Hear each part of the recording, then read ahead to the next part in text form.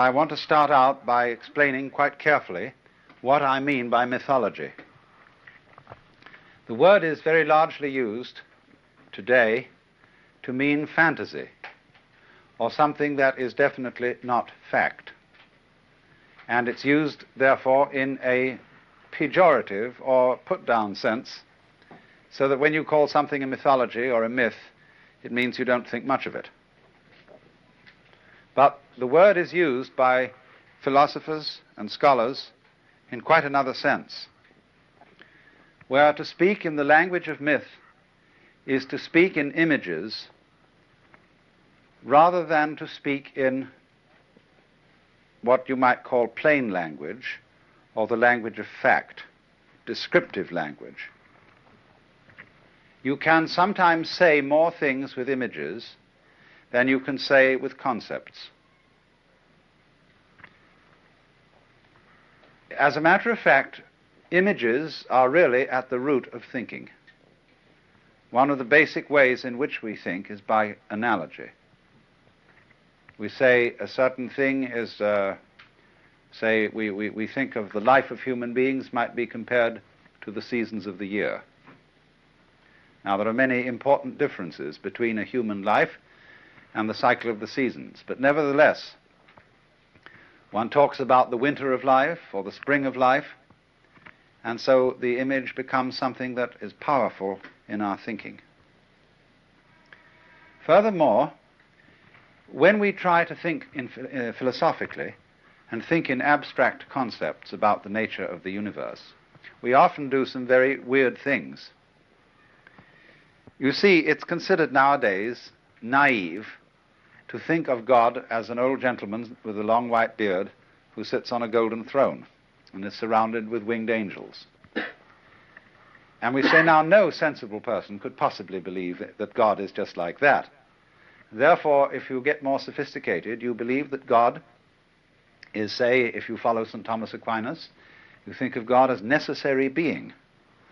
Or if you think with Buddhists, you think of God as the undifferentiated void, or as the infinite essence. But actually, however rarefied those concepts sound, they are just as anthropomorphic, that is to say, just as human and in the form of the human mind as the picture of God as the old gentleman with the white beard, or Delord in green pastures wearing a top hat and smoking a cigar. Because all ideas about the world, whether they be religious, philosophical, or scientific, are translations of the physical world and of worlds beyond the physical into the terms and shapes of the human mind. So there is no such thing as a non-anthropomorphic idea. The advantage of Delord in talking about these things is that nobody takes it quite seriously.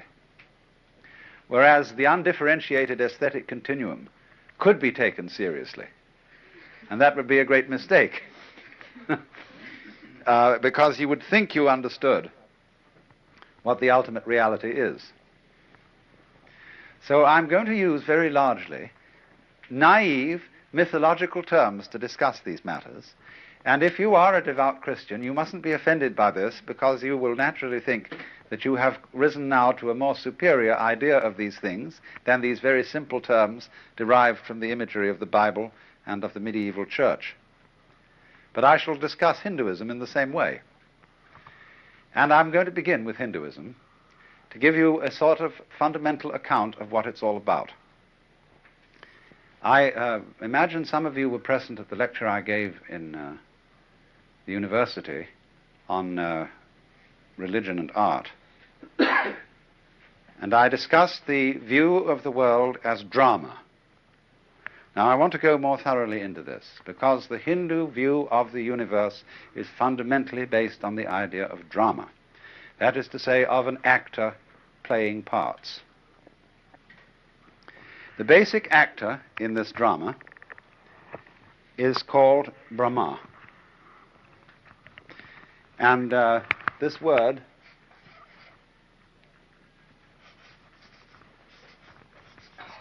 comes from the Sanskrit root br, which means to swell or expand. And the Hindu idea of Brahma, the supreme being, is linked with the idea of the self.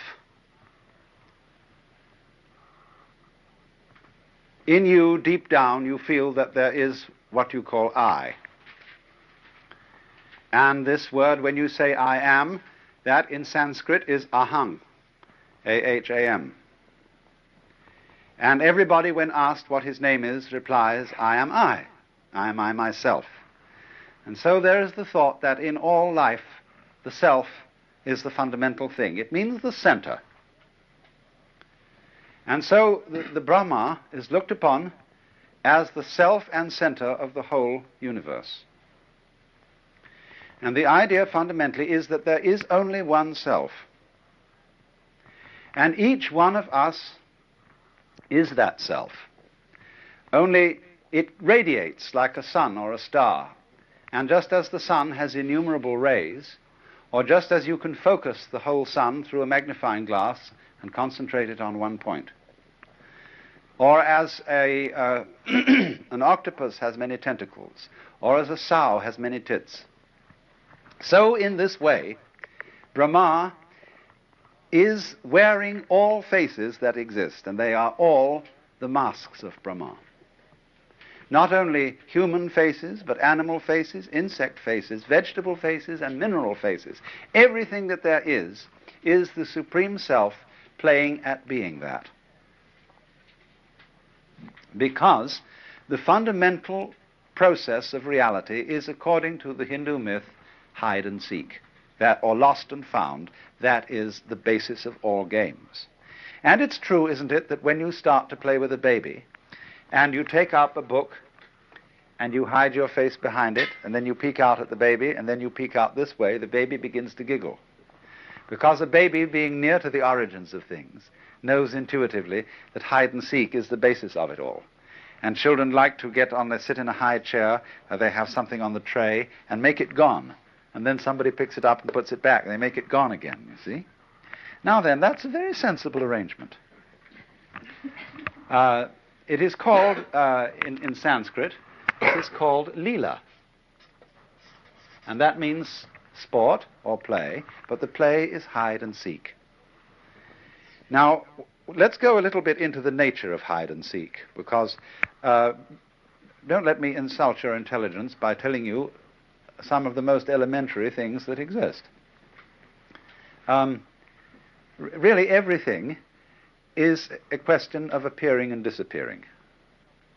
For example, if I sit next to a beautiful girl and I put my hand on her knee and leave it there, after a while she'll cease to notice it. But if I gently pat her on the knee, because now I'm there and now I'm not, it will be more noticeable. So all reality is a matter of coming and going. It is vibration. It is the waves of positive and negative electricity. It's up and down. And things like wood appear to be solid because in much the same way that the blade of a fast-moving electric fan appears to be solid. So the vast agitation that is going on in the electrical structure of solid things is a terrific agitation which will not allow the agitation called my hand to go through it. Other kinds of agitation, like X-rays, are so constructed that they can get through. So everything is basically coming and going. For example, sound. If you listen to sound and slow sound down, in the same way, you see, you can slow sound down in the same way as you can use a magnifying glass to look at the structure of something visible. And as when you look at the magnifying glass, you find that solid things are full of holes. So when you magnify sound, you find it's full of silences. Sound is sound-silence. There is no such thing as pure sound, just as there is no such thing as pure something. Something always goes together with nothing. Solids are always found in spaces, and no spaces are found except where there are solids. You might imagine there being a space without any solid in it, but you will never, never encounter one, because you will be there in the form of a solid to find out about it. You see, they go together, these things. The solid and the space, the positive and the negative, the here we are and here we aren't, go together in the same way as the back and front of a coin. And you can't have a coin that has a back and no front. The only thing that gets anywhere near that is a Mobius strip, which is a mathematical conceit in which the back and the front are the same. But that only shows in a more vivid way how backs and fronts go together. Now, so the whole thing is based on that, you see. Now, once we've got this game, that there are two different things, but they're really the same. See, the Brahma is what is basic. But the Brahma manifests itself in what are called the Dvandva, and that means the pairs of opposites. Duality. Dva, you see, is the Sanskrit word for two, which becomes duo in Latin and dual in English. Two is the basis. You can't go behind two, because one has an opposite. The opposite of one is none. Now, what is in common between one and none? No one can say. Shh. You can't mention it. It's called Brahma. It's sometimes called Om. O-M. And, but you can't really think of what is in common between black and white. There is obviously a conspiracy between black and white, because they're always found together. Tweedledum and Tweedledee agreed to have a battle. See, there's always an agreement underlying this difference. But that is what we call implicit. The difference is explicit. So the first step in what you might call the hide phase of the game of hide and seek is to lose sight of the implicit unity between black and white, between yes and no, between existence and non-existence. And that losing sight of the fundamental unity is called Maya. Maya, a word that means many things, but primarily it means creative power or magic, and also illusion. The illusion that the opposites are really separate from each other. And once you could think that they are really separated from each other, you can have a very thrilling game. The game is, oh dear, black might win. Or, we must be quite sure that white wins. Now, which one ought to win? Sometimes when you look at this, you would say, or this, the reality here is the writing. That is what is significant.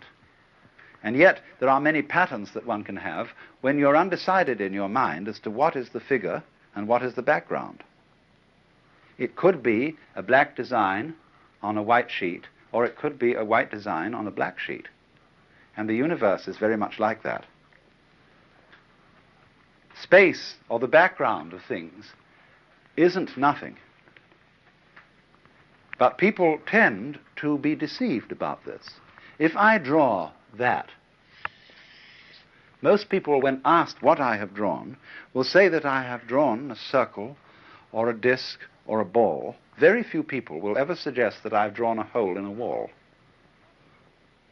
Because people think inside first, rather than thinking out here.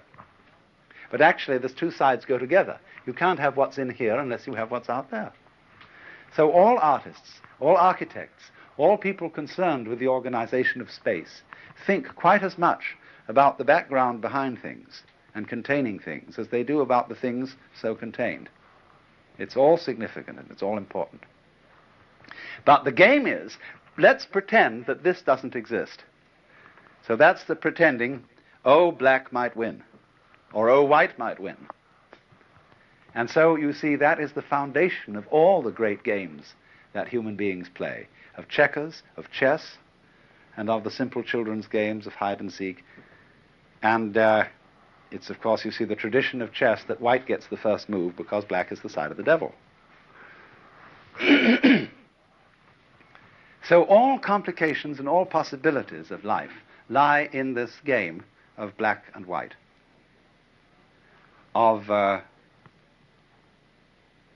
you can put it in another way.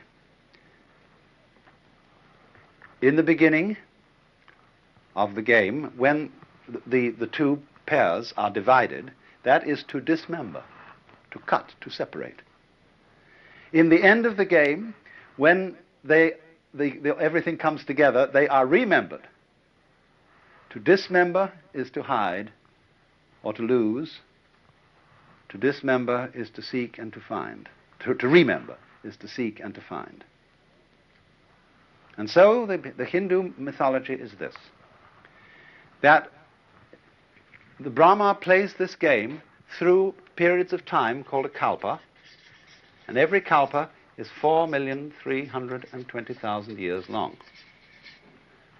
And for a kalpa, he forgets who he is and manifests himself, pretends he acts the part of, as the great actor, of all of us.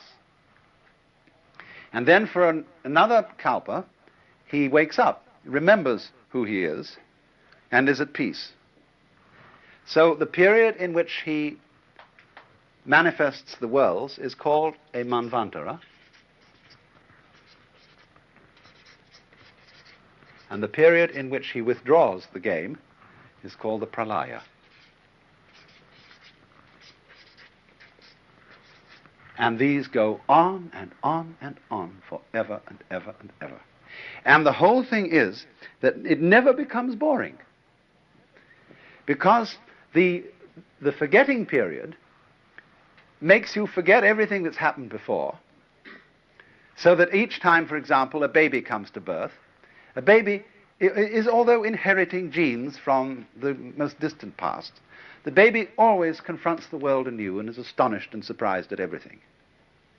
But as you get old, you get heavy with memories. You get like a book that people have written on and written on and written on, as if I was to go on writing on this, and eventually the whole thing would become black, and then I'd have to take out a white chalk and start doing it that way. Well, that would be like the change, you see, between life and death. Now, in popular Hinduism, it is believed that each one of us contains not only the supreme self, the one ultimate reality, the Brahma, who looks out from all eyes and hears through all ears, but there's also an individualized self, and this self reincarnates from life to life in a sort of progressive way or a regressive way, according to your karma, the Sanskrit word which means your doing. Karma from the root kri, to do. And so there is a time then, you see, in which we become involved and get more and more tied up in the toils of the world, more and more subject to desire and to passions and to getting ourselves hopelessly out on the limb. But then there follows a later time when the individual is supposed to withdraw and gradually evolve until he becomes a completely enlightened man, what is called a mukti. A mukti is a liberated person who has attained the state called moksha, or liberation. He has found himself. He knows who he is. He knows that he deep down in himself and that you deep down in yourselves are all the one central self, and that this whole apparent differentiation of the one from the other is an immense and glorious illusion.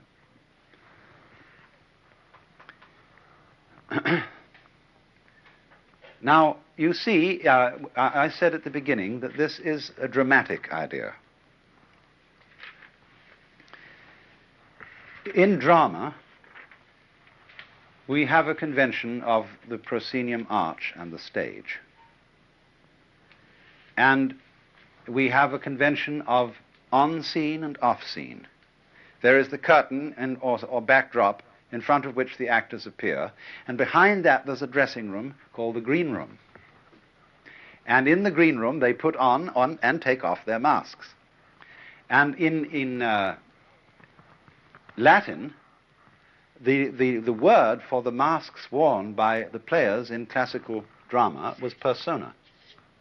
That, the Latin word per means through, sona, sound, that through which the sound comes, because the mask had a megaphone-shaped mouth, which would throw the sound in an open-air theatre. So dramatis personae, the list of the players in front of a play, means the list of masks that are going to be worn. And insofar as we now talk about the real self in any human being as the person, are you a real person? We have inverted the meaning of the word, and we have made the mask word mean the real player underneath. That shows how deeply involved we are in the illusion. Because you see, the whole point of a play, the skill of the actor, is to persuade the audience, despite the fact that the audience knows it's at the play, is to have them sitting on the edge of their chairs, or weeping, or in terror because they think it's real. And so, of course, the Hindu idea is that the greatest of all players, the master player behind the whole shebang, who's putting on the big act called existence, is so good an actor that he takes himself in. He is at once the actor and the audience, and he is enchanted by his playing. So the word maya, illusion, also means to be enchanted. You know what to be enchanted is to be listening to a chant and to be completely involved in it. Or he is amazed. What is to be amazed? It is to be caught in a maze. Or spellbound. How do you get spellbound? What do you spell? You spell words. And so by the ideas we have about the world, and through our belief in the reality of different things and events, we get completely carried away and altogether forget who we are. There is a story about a great sage, Narada, who came to Vishnu. Vishnu is one of the aspects of the Godhead, Brahma. Brahma is usually the word given to the creator aspect, Vishnu to the preserving aspect, and Shiva to the destructive aspect. But when the Narada came to Vishnu and said, "What is the secret of your Maya?" Vishnu took him and threw him into a pool. And the moment he fell under the pool, he was born as a princess in a very great family, and went through all the experiences of childhood and being a little girl, finally married to a prince from another kingdom, and she went to live with him in his kingdom. And they were in tremendous prosperity and palaces and peacocks and all that kind of thing. Then suddenly there was a war, and their kingdom was attacked and utterly destroyed, and the prince himself was killed in battle, and so he was cremated, and she, as a dutiful wife, was about to throw herself weeping on the funeral pyre and burn herself in an act of sati, or self-sacrifice, when suddenly Narada awoke to find himself being pulled out of the pool by his hair, and Vishnu said, "For whom were you weeping?" So that idea of the whole world being a magical illusion, but done so skillfully, by whom? By you, basically. Not you, the empirical ego. Not you who is just a kind of focus of conscious attention with memories that are strung together into what you call my everyday self. But the you that is responsible for growing your hair, for coloring your eyes, for arranging the shape of your bones, the deeply responsible you is what is responsible for all this.